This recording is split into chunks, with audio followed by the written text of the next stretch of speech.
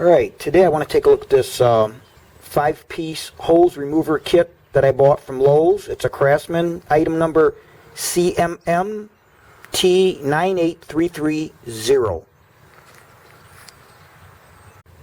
The cost of these was $24.98. As you can see, this set has various different shaped heads. You've got these two that are the same shape. This is the long, this is the short. Then you have the next ones that have the same shape. This is long, this is short. And then you have just one that's included here. Now you can use these to remove hoses, gaskets, seals, O-rings, and cotter pins. And they are heat treated and chrome plated, the shafts, and that will add to durability. The handles are a bi-material, and it does give you a nice grip. So let's look at the grip on one of these. It's got a rubberized over this plastic or whatever type of nylon or material they're using.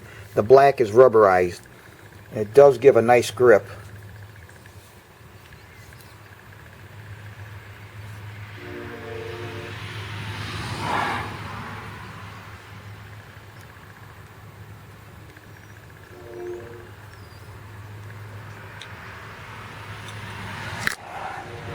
Now what I want to do next is give you an idea as to the approximate overall length and blade length. This one right here, the overall length is 16 3/4. The blade length is 12 3/8.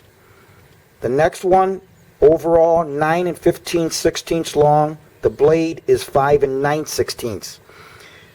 This one is 16 3/4 long. The blade length is 12 3/8. Next we have 8 1/4 inches overall long. Blade length is 3 15/16. And next we have the last one, 10 5/16 long. 6 inches long is the blade length. And as an example, overall I'm going from the end to here because this sticks out the furthest. So that would be the overall length. And then if we go blade length, we're going from here to there.